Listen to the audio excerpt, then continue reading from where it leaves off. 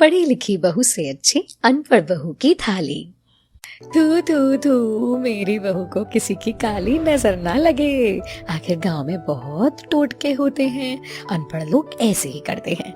नताशा बहू, ये शगुन की थाली है, इसे प्रसाद को तू खा लेना। और हमारे यहाँ जब भी घर में बहू आती है तो पहले रसोई से पहले उसकी नजर उतारी जाती है। अच्छा माँ जी। ये क्या सुशीला, तुमने बस छोटी बहू की नजर उतारी है, बड़ी बहू की भी नजर उतारो।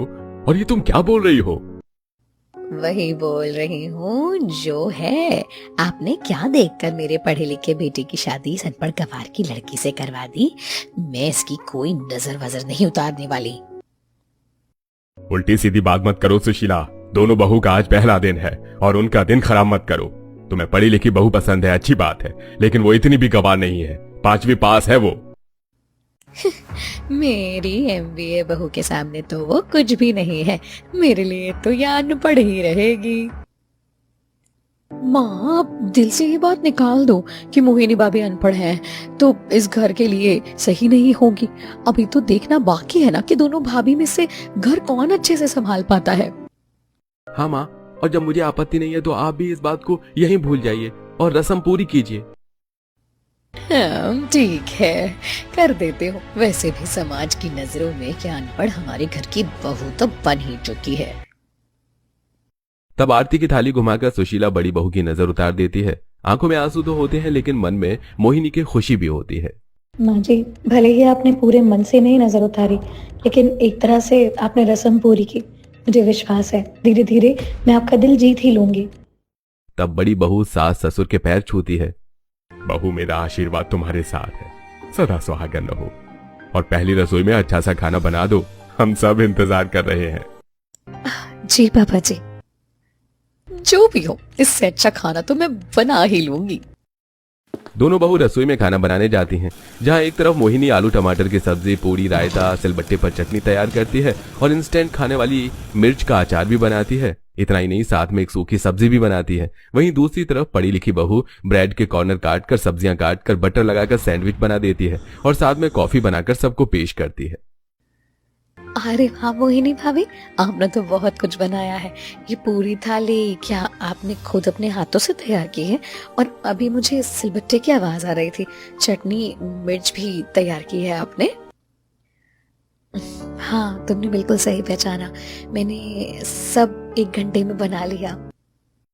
छोटी बहू, तुमने घंटे में क्या बनाया है? बस ये सैंडविच और कॉफी, और कुछ भी है क्या बेटा अंदर? पापा जी, आप पॉइंट आउट क्या करना चाहते हैं कि मैं 1 घंटे में बस यही बना पाए? मुझे टाइम लगा, सब्जी काटी, फिर सॉस लगाया, सैंडविच बनाया, उसको थोड़ा ग्रिल किया है मैंने। बहू कुछ अच्छा सा बनाती, ये नॉर्मल सा खाना बनाया पहली रसोई में। वो इसलिए माँ जी क्योंकि अनपढ़ जेठानी जी ने तो आप सबकी हेल्थ खराब करने के लिए तेल वाली 2 सब्जी, मिर्च के अचार में ढेर सारा तीखा, क्या कुछ नहीं डाला। मुझे आप सबकी हेल्थ का ध्यान है, इसीलिए मैंने सब्जी वाला सैंडविच बनाया है। और कॉफी पी करके आप एनर्जेटिक हो जाओगे। सुबह का नाश्ता तो पेट भरकर होता है नताशा, इससे पेट थोड़े भरेगा। देखिए, हेल्दी खाने के लिए पेट भरना जरूरी नहीं होता, हेल्थ इम्पोर्टेंट होती है। अब आप सब लोग खा लो। सब लोग छोटी बहू के हाथ का सैंडविच और कॉफी खाते पीते हैं, जिससे किसी की भूख शांत नहीं होती, तो फिर वो अनपढ़ बहू के खाने पर टूट पड़ते हैं। अरे वाह मोहिनी, तुमने आलू पूरी बहुत अच्छी बनाई है। सच में अपने नाम की तरह तुमने खाना बनाकर मेरा दिल भी मोह लिया। और बहू, तेरे हाथ का इंस्टेंट अचार और चटनी भी अच्छी है। वो भी दे दे। तब मोहिनी सबको और खाना परोसती है। खाना खाकर सब डकार मारते हैं। ये देख नताशा को चिढ़ होती है और सुशीला की जीभ लपलपा रही होती है। माँ जी, आप इतना सोच क्या रहे हैं? आपने तो कुछ भी खाया ही नहीं। मेरे हाथ का बना थोड़ा सा तो खा लीजिए। अच्छा, मैं गोभी आलू की सब्जी और पूड़ी कचौड़ी दूं? नहीं, मुझे तेरे जैसी अनपढ़ लड़की के हाथ का खाना नहीं खाना, भले ही कितनी भी स्वादिष्ट क्यों ना बना ली हो तूने। सुशीला उठकर अपने कमरे में लेट जाती है। 2 घंटे बीत जाते हैं। तब रामपाल कमरे में आता है तो सुशीला के पेट से गुड़गुड़ की आवाज को सुनता है। मैं जानता हूँ सुशीला, तुम्हें बहुत जोर से भूख लग रही है। वो सैंडविच और कॉफी से कुछ नहीं हुआ। ये लो, थोड़ा खाना खा लो। नहीं, मुझे नहीं खाना। आप लोग कितना भी कह लो, मैं उस गवार को कभी नहीं अपना पाऊंगी। सुशीला, तुम्हारी बड़ी बहू बहुत सर्वगुण संपन्न और सुशील है। ये मत देखो कि वो कितनी पढ़ी लिखी है, और इस बात से नाराज होकर तुम ऐसे भूखी तो रहोगी नहीं। रोज एक टाइम बड़ी बहू खाना बनाएगी, दूसरे टाइम तुम्हारी छोटी बहू, और खाने से नाराज नहीं होते। चलो खाना खा लो, मैं लेकर आया हूं। तब सुशीला के पेट से और तेज की आवाज आने लगती है। अरे जिद नहीं करते सुशीला, अब तो तुम्हारा पेट भी बोल रहा है कि मुझे खाना खिला दो। तब सुशीला पागलों की तरह पति का लाया हुआ खाना खाती है। हाँ, जो भी बोलो, ये अनपढ़ गवार बहू खाना तो अच्छा बनाती है। बस यही चाहता हूँ, छोटी बहू भी ऐसा ही खाना बनाकर खिलाए। 2-3 दिन गुजरते हैं। दिन में पढ़ी लिखी बहू आलस करके खाना बनाती है, कभी सिर्फ दाल चावल तो कभी नूडल्स, बर्गर, और रात में अनपढ़ बहू स्वादिष्ट खाना बनाती है। साथ ही घर के छोटे मोटे काम भी करने पड़ते हैं, जिनसे नताशा चिढ़ जाती है और बर्तन साफ करते करते पटक देती है। बस बहुत हुआ, मैं इस घर में नौकरानी वाला काम नहीं कर सकती। मुझे इन सब कामों से बचना होगा। हाँ, मुझे पता है क्या करना है। अरे बहू, क्या हुआ? बर्तन कैसे गिर गया? वो माँ जी, गलती से बर्तन मेरे हाथ से फिसल गया। और माँ जी, ये सब काम मेरे से होता नहीं है ना।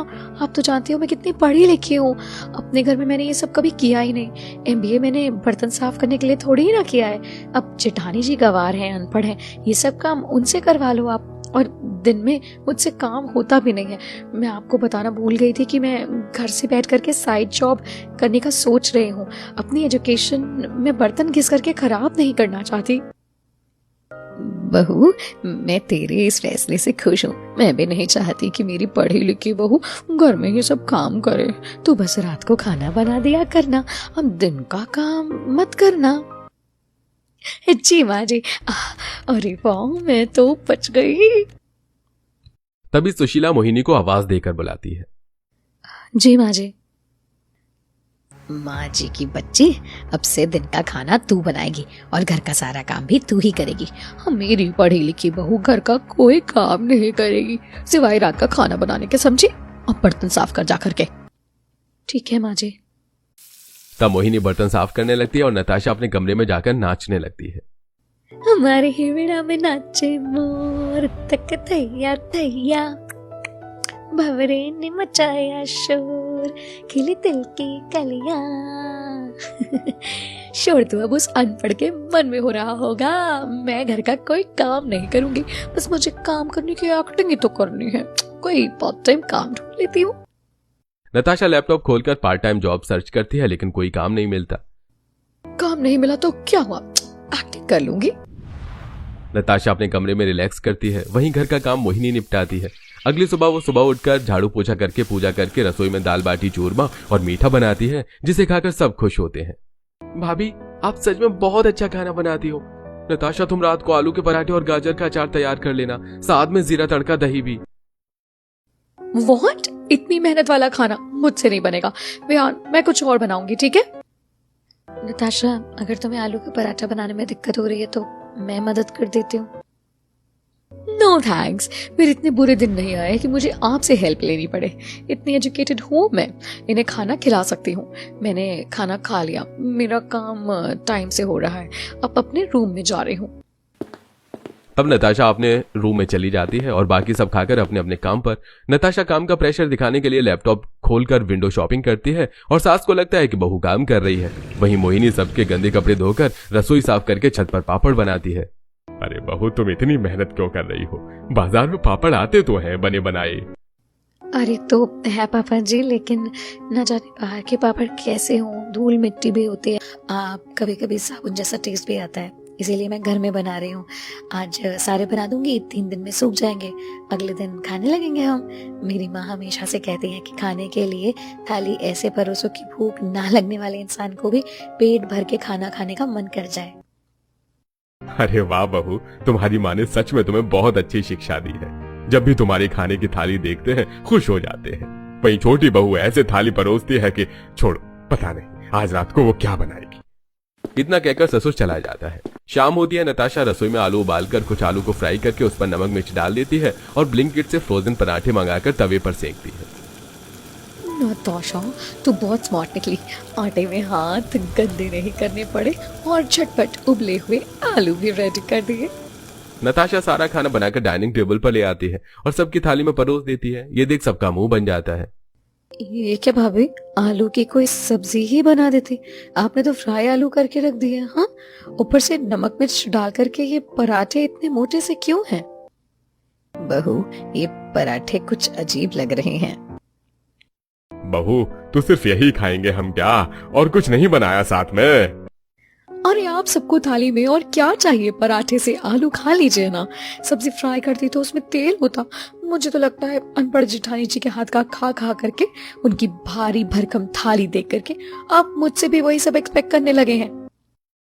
ये सुनकर सब लोग वही खा लेते हैं। माँ, मेरे से ये सूखा सूखा आलू निगला नहीं जा रहा है। हाँ बेटा, लेकिन खाना तो पड़ेगा ना। सब लोग खाना खाकर अपने कमरे में सो जाते हैं और अगली सुबह फिर अनपढ़ बहू स्वादिष्ट नाश्ता और खाना बनाकर थाली में सजाकर सबको देती है। अरे वाह, इसे कहते हैं खाने की थाली। देखते ही भूख लग जाए। आज तो बहू ने गट्टे की सब्जी, बाजरे की रोटी, मूली, आलू की भुजिया और रायता बनाया है। अरे भाभी, आप मीठा कभी मिस नहीं करती, वो कहाँ है? वो फ्रिज में मैंने फिरनी बना के रखी है। आप लोग खाना खा लेंगे तो मैं उसे ले आऊंगी। फ्रिज में भी ठंडी हो रही है। अच्छी बात है नताशा बहू, मैं चाहती हूँ तू इससे भी अच्छा खाना बनाए रात को। शौमा जी।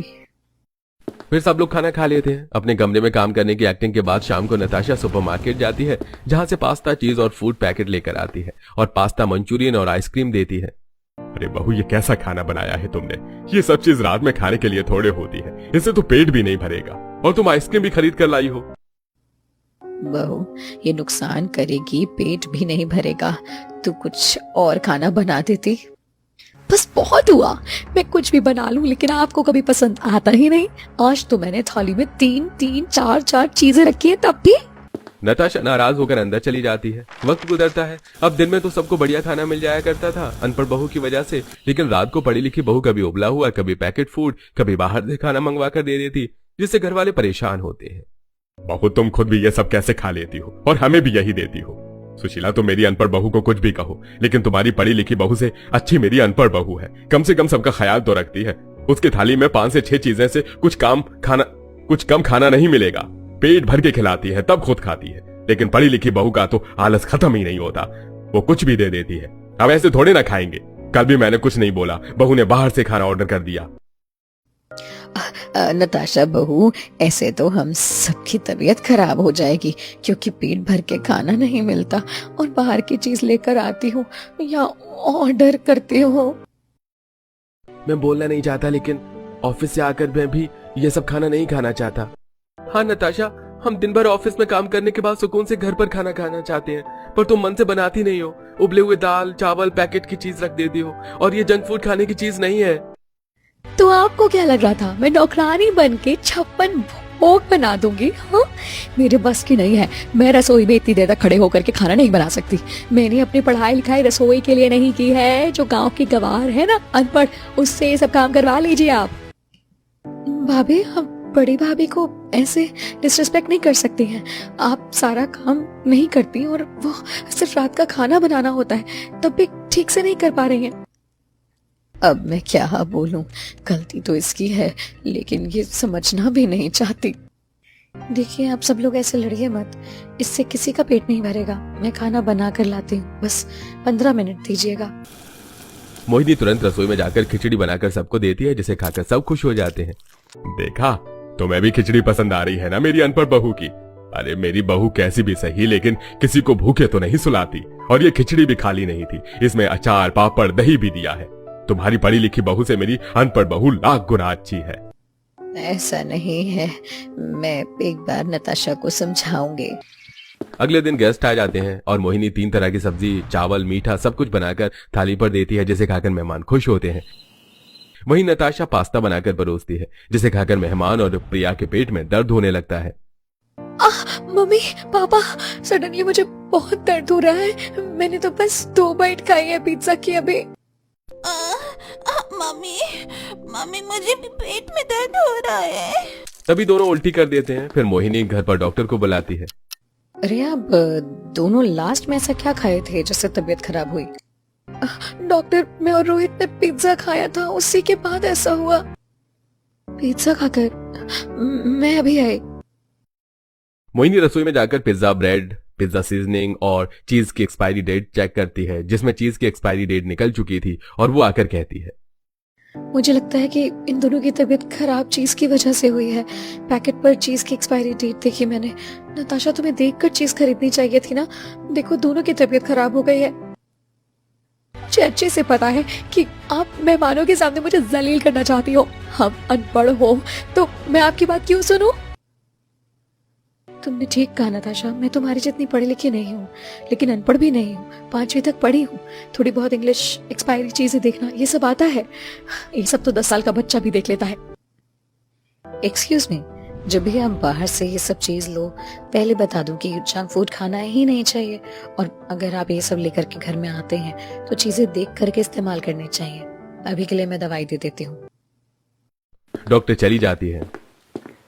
डॉक्टर ने दवाई तो दे दी, लेकिन मैं फिर भी दोनों को सौंफ का पानी और जीरे की चाय बना करके पिला दूंगी। उनका पेट सही हो जाएगा। देखा सुशीला, एक बार फिर साबित हुआ कि तुम्हारी पढ़ी लिखी बहू से मेरी अनपढ़ बहू अच्छी है। नहीं होती तो इस चीज ने न जाने नताशा कितना कुछ बनाकर हमें भी खिला देती। पापा जी, अब आप बात का बतंगड़ बना रहे हैं। नताशा, जो तुम्हें बतंगड़ लग रही है वो बात मामा जी ने एकदम सही कही है। हमने भी तो मोहिनी के हाथ का इतना कुछ खाया, हमें तो कुछ भी नहीं हुआ।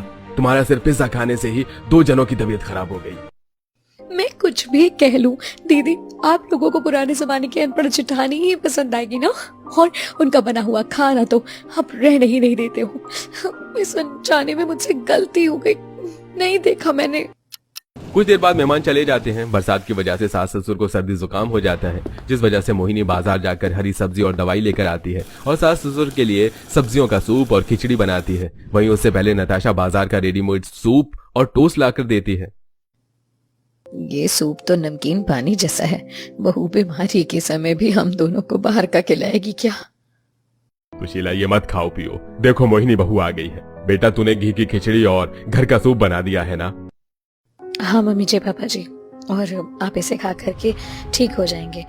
इसमें बहुत सारी हरी सब्जियां हैं, आपको ताकत मिलेगी। पढ़ी लिखी बहू से हमारी अनपढ़ बहू अच्छी है, और इस बात को नताशा बहू तुम समझो तो बेहतर होगा। ये सुन नताशा के तन बदन में और आग लग जाती है और वो अपनी अनपढ़ जिठानी की तारीफ बिल्कुल हजम नहीं कर पा रही थी। मोहिनी भैया, और मुझे बहुत भूख लग रही है। सुबह से हम मीटिंग में थे, जल्दी से कुछ खाने का ले आओ फटाफट। लाई बस। रसोई में जाकर पैकेट राजमा चावल गरम करके दोनों को परोस देती है। खाना खाते ही दोनों की तबीयत खराब होने लगती है, उल्टी करते हैं और फौरन उन्हें अस्पताल ले जाया जाता है, जहां डॉक्टर टेस्ट के बाद कहता है, अरे आप लोग थोड़ा ख्याल रखा करो। आजकल का मौसम खराब है और आपने क्या खाया था जिससे फूड पॉइजनिंग हो गई है? जो भी खाया था एक्सपायरी हो गया या पुराना फंगस का था। क्या? नताशा, बड़ी बहू तो हमारे पास थी। तुमने मेरे दोनों बच्चों को खाना दिया था ना? ऐसा क्या दिया तुमने कि उनकी सेहत ऐसी हो गई? वो पापा जी, मैंने राजमा चावल दिए थे पैकेट वाले। बहू, तुझे कोई फर्क नहीं पड़ता, लेकिन मेरे दोनों बेटों की जान भी इसमें जा सकती थी। तू किसी की सेहत के साथ कैसे खिलवाड़ कर सकती है? असल में तो पढ़ी लिखी गंवार तू है। ऐसी गलती मोहिनी कभी भी नहीं कर सकती, और तेरे इसी आलस की वजह से आज हमारे दोनों बेटे हॉस्पिटल में हैं। जरा मोहिनी बहू को देख, कितने प्यार से ताली सजाती है।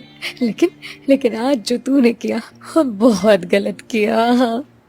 नताशा, तुम्हें अंदाजा है दोनों कितने गंभीर हालत में हैं? माँ जी, मुझे माफ कर दीजिए। मैंने सबको अपनी सहूलियत देख करके ट्रीट किया। जेठानी जी जैसी मेहनत और अपनापन मुझ में नहीं था।